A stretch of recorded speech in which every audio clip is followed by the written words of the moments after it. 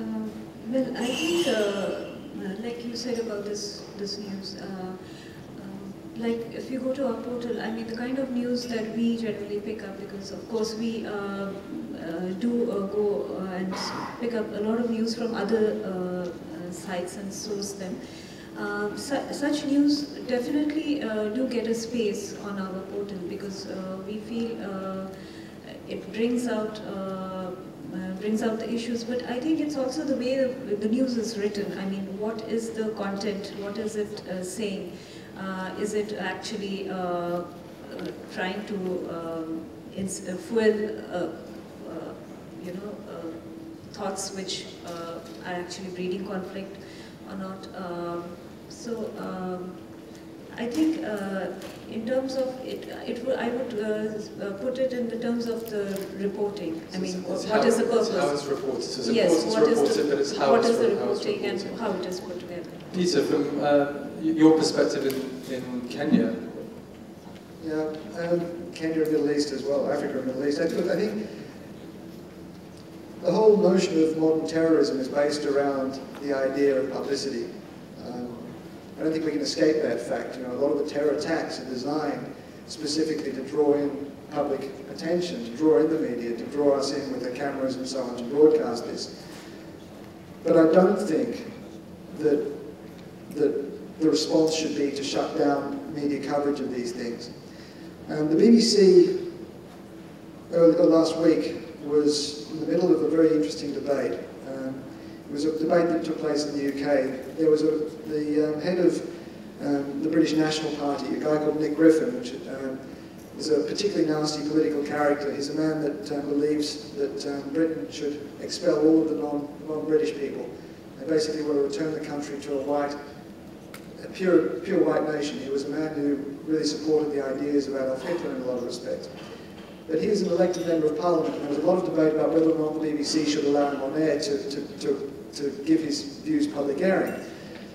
The BBC was widely condemned before the debate because it was criticised for promoting racism and giving this guy the kind of oxygen of publicity that rather nasty phrase I think Margaret Thatcher originally coined when it came to the IRA.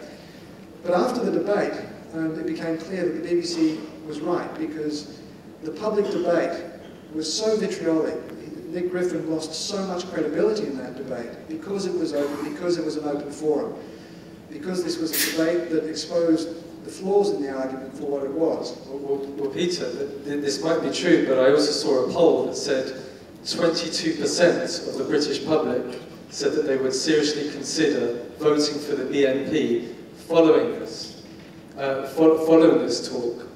So there's a real balance there. I'd like, if I may, Peter, thank you. It's obviously a complex issue. To open up to the floor now to hear your questions, your observations. Does anyone have a... Yes, please.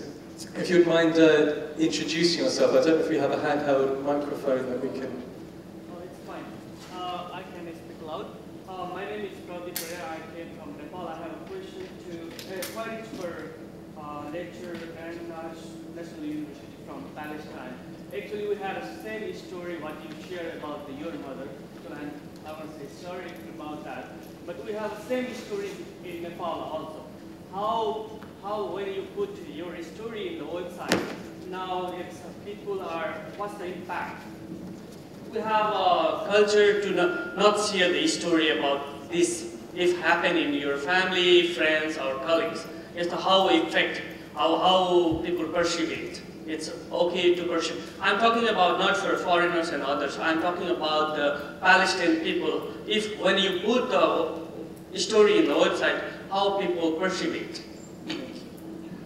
Well, yes, you know, the website is interactive in a sense. It has a form where people can fill, and also we have a mailing list if you want to join the Goes for Justice for this. You know, our mom's case is an example, and we say it very clearly that we are doing this as a campaign in order to expose the crimes and also to make other crimes not being committed.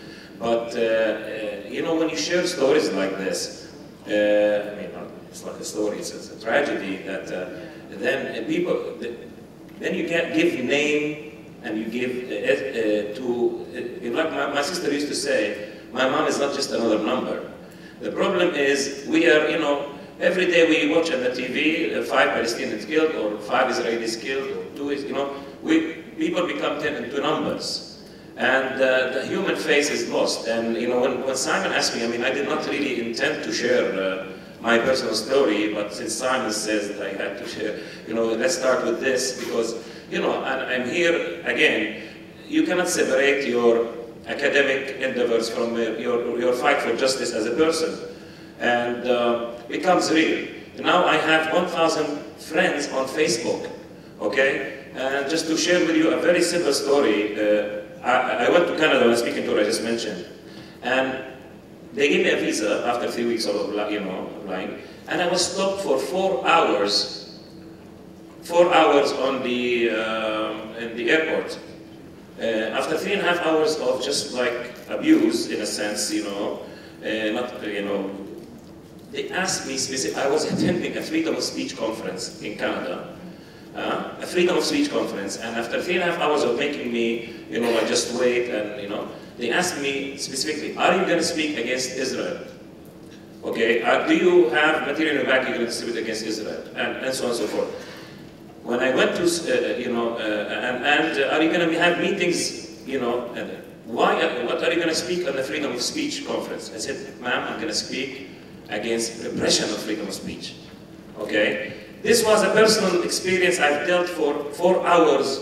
I was humiliated. I felt naked at the end of this experience. 3 days later, I spoke at Queen's University, and a young reporter came and heard me, and she wrote about it, and she interviewed me. I said, please, if you want to report about this, write. I wake up the next morning, I see, like these quotations. If you want to really report honestly. And she wrote about what happened. And this article, she sent it to me, and it was on their website.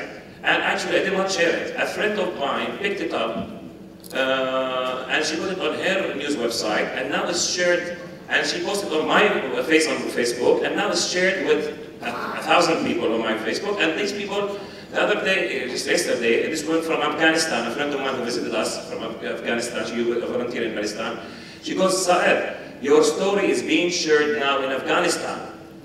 And this is the power of social media.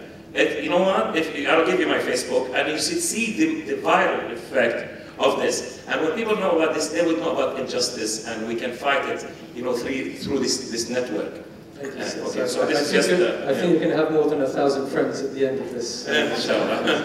Any more questions from the floor? We've got about 10 minutes left, and what I'd like to focus on, if possible, and you can think while I'm talking, this is around solutions, around finding hope. So any practical observations, questions around solutions in this complex area of conflict and media would be very much appreciated. So please introduce yourself.